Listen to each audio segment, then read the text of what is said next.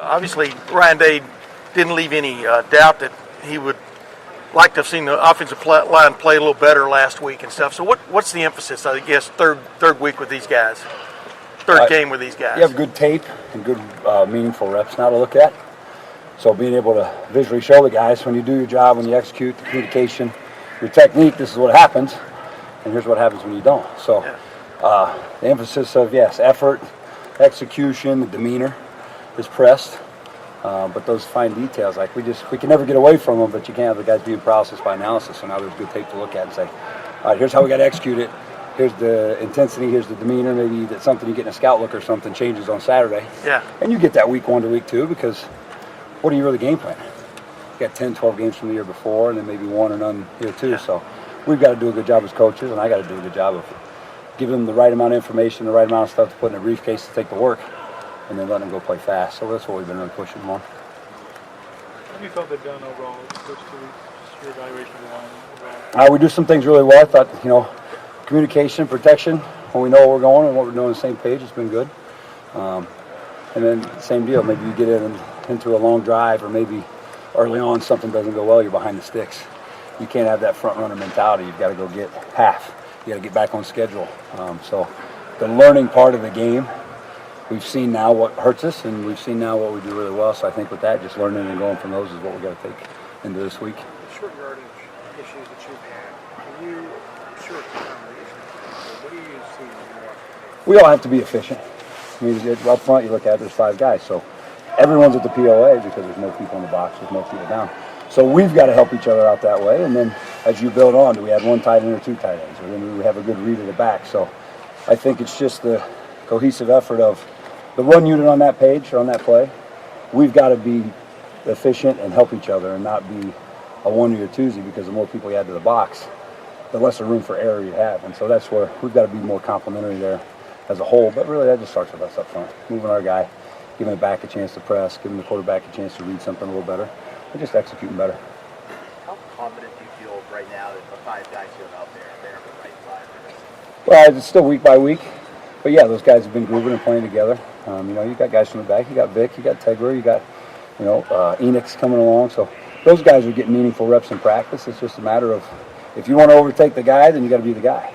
If you're the guy and you want to keep it, you got to press. So I would say from, Monday through Friday deal, we come out and, you're going to err on a Wednesday practice and a third down look you haven't had. You're going to have some of those. But pressing all the way through the week, we've had that. We've just got to carry that into the game and bear a little more fruit and more consistently by relying on what we've done during the week, because those guys are pressing and pushing each other. When you get all the way to the end of the week, like you probably saw my fat out of shape butt on the bikes with him. Like there's no lack of want to, demeanor, or grit that way. We just got to execute better. So if there's a word this week, is it more consistency? Is it more aggression? What's We've been saying violent. Violent. Yeah. I've been putting that in our just in our demeanor and our stuff. And you want to really be a tough guy, then be a tough guy all the time. Yeah. And so we've got to play more violent. We can't be lines on a page. We're not making a ton of mental mistakes, which is a positive. We've got too many POAs and point of attack mistakes that we've got to go with. And you can solve that through aggression and violence by me being a line on a page. If I'm the tackle and the playbook page says block the 3 technique, yeah, that's not how you block the 3 technique. You have the 3 technique and you got to go frickin' block the 3 technique. Yeah. And so if there's any with emphasis that, it's been that of let's be violent in executing our job, because we're pretty good at communicating where we're supposed to go. And I was going to say, you've got video probably of y'all doing it right too, right? I mean, several series, etc. I mean, do you play those up more than anything? Yeah, it's the roller coaster ride. Yeah. You show the really good. You show the execution of whether it be protection, whether it be a run play. You look last week, we were on the first play of the game, we roll up the ball, they bring the pressure, they add a 6-man to the box.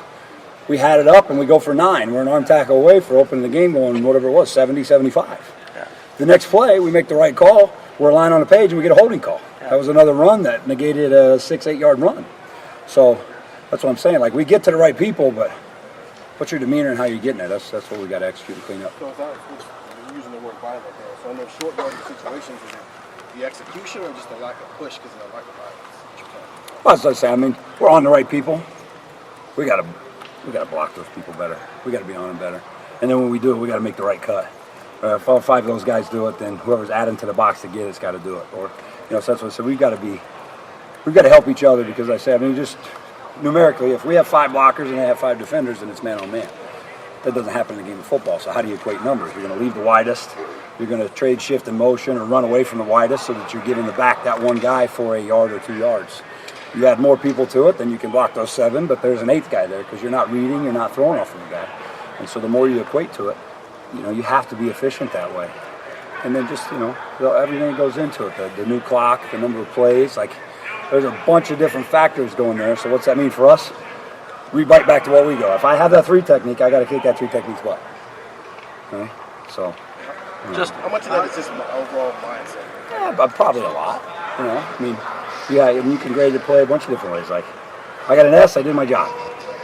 I got an S, I got to my job, but was there a high effort or execution or a critical point that you got to? So emphasizing those and, like I said, being able to teach off of those.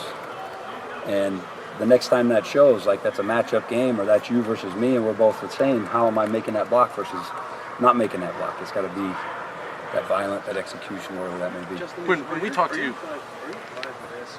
Run blockers, the same with the point as pass blockers. How do you balance that when you start to figure out how you're going to institute starting pattern? The holistic approach is he's got to be a good lineman. So you have to be able to do both. I think you're more looking at that, Spencer, you wouldn't have a guard playing on the perimeter being a tackle because he can't pass pro out there, but he's inside and he can handle that. I just got over. I'm on the bike. I'm too blown out to really process that one too deep. I'm not trying to cut your question off, but you have to be able to do both, and then it's our job to put the guys in the right situation. If you wouldn't say, making it up, but if you wouldn't have true drop back tackles, then you can't call 5-man empty drop back protection. You've got to chip and release and do that. So I think execution wise, we've got to do a good job, and we try to do that of putting our guys in the best situation. Reverting back to be that line on that page. And go do my job when I do that. So you wouldn't put a non-pass blocking guy in a situation like that. Does that make sense? Hope that answers your question that way. How do you evaluate the line's hand placement through these first couple of weeks? Because some of those holding penalties, illegal hands to the face, those are things. Yeah, when you get those egregious ones, you watch Josh Simmons from last week. He's gluing his hips, he's running his feet, his hands goes high. You got to feel that and get it out.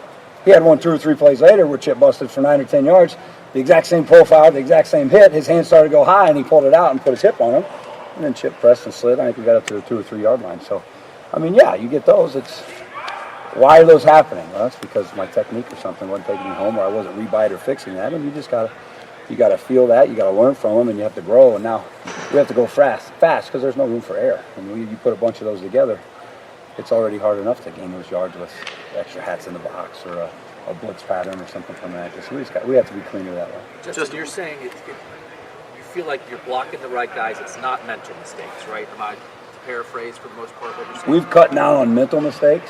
So we got to execute at the point of attack. So when you're an offensive line coach and you just want your line to play better, what's easier to try to fix? If it is mental stuff, hey, we're not doing the right thing, or is it easier to fix physical stuff? You have to put them in the situations where there's less thinking.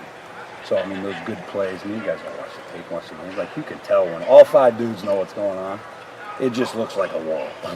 Whether that's here, whether that's my son's playing in, highest junior high, middle school football. When they know what's going on, those 5 guys that don't know much are just rolling off the ball in a run play.